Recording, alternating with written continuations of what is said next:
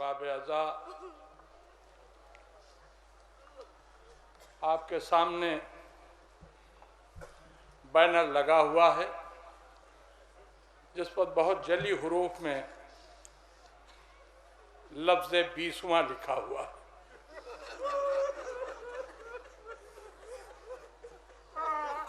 ये लफ्ज़ आपको मेरे कहे बगैर उस आशूरा की याद दिला रहा होगा जिस दिन फातिमा का भरा हुआ घर उजड़ गया।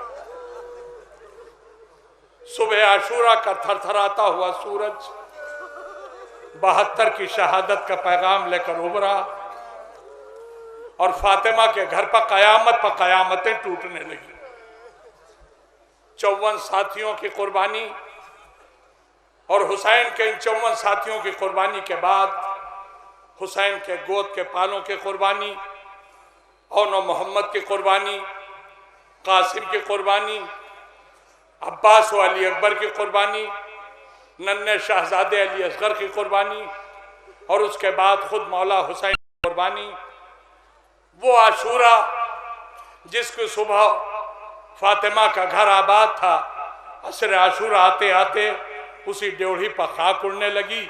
बिखरे हुए शहीदों के लाशों के अलावा सहराए करबला में कुछ नजर नहीं आ रहा था। अरबाब अज़ा, तुम्हें अच्छी तरह से मालूम है हुसैन की शहादत के बाद खैमों में आग लग गई, सैदानियों के सरों से चादरें छीन ली गई। जिनके खुले हुए सरों को कभी आसमान ने नहीं देखा था, जिनके खुले हुए सरों को कभी घर वालों ने नहीं देखा था, उन बीबियों के सरों से चादरें छिन गई। उनके बाजुओं में रस्सी बंधने का इंतजाम होने लगा।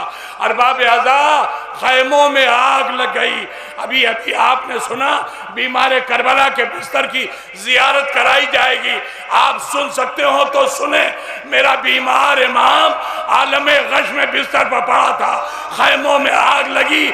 सैदानियों को ज़ैनब के पूछने पर इतनी इजाजत तो मिल गई कि जलते हुए खैमे से बाहर निकलिए, जान का बचाना वाजिब है।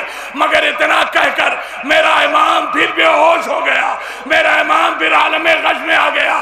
सैदानियों की चादरें जब छीन चुकी तो ये मलाइन मेरे बीमार के बिस्तर में भी आग लगाने आगे बढ़ गए।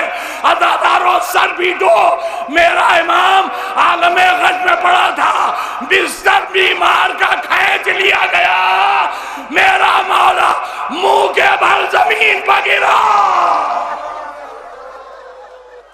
अरबाब अज़ा, हमीद इब्ने मुस्लिम कहता है कि मैंने देखा जिस वक्त खैमों में आग लगी, एक बीवी जलते हुए खैमे से छोटे छोटे बच्चों की उंगलियां पकड़कर खैमे से बाहर निकली, बच्चों को बाहर छोड़ा, फिर आलमे बेकरारी में कभी खैमे के अंदर गई, कभी खैमे के बाहर आई, फिर खैमे के अंदर गई, फिर खैमे के बाहर आई। हमीद कहता है मैंने सोचा लगता है इस खैमे में कोई खजाना है। मैंने बढ़कर उस बीवी से पूछा, कलेजा थाम के सुनना। मैंने बढ़ के कहता हमीद, मैंने पूछा, ए बीबी, इस खैमे में आपका कोई खजाना रह गया है जिसके लिए आप इतना बेचैन हैं? कहता है मेरा इतना कहना था। वो बीबी शेर गजबनाक की तरह खैमे के अंदर गई और अब जो वापस आई तो अपने कांधे पर एक बीमार को लिए हुए, ये कोई और नहीं तुम्हारा चौथा इमाम जो बिस्तर के घसीट लिए जाने के बाद जलती हुई जमीन पर पड़ा था। जलते हुए खैमों से मेरे इमाम में बाहर आने की ताकत नहीं थी। क्यों? इसलिए कि आलम गश में था, बुखार में था। मगर अज़ादारों, जरा इंसाफ से बताओ, वो इमाम जो जलते खैमे से बाहर नहीं निकल सकता था, उसी इमाम के हाथों में 11 मुहर्रम को हथकड़ियां, पैरों में बेड़ियां, गले में खारदार तो। अज़ादारों, जो जुमले कहना चाह रहा हूं उन्हें सुनने के लिए अपने सीने में ताकत पैदा करो। तुम सुनते हो ना, हथकड़ी पहनाई गई, बेड़ी पहनाई गई, खारदार तौक पहनाया गया। नहीं, सितम यहीं तक नहीं रुका।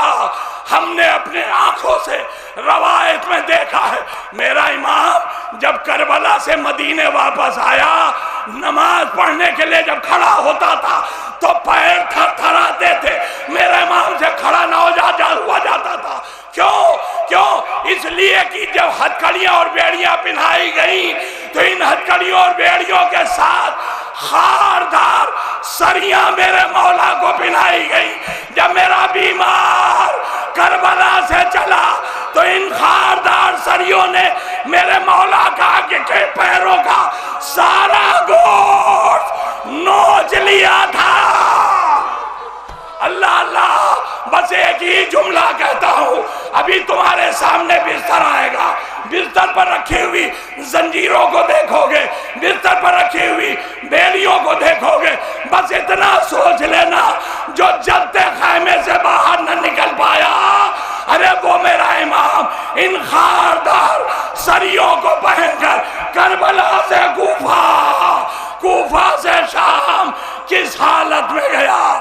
ہر قدم پر بس ایک ہی فریاد، والیا والیا واہ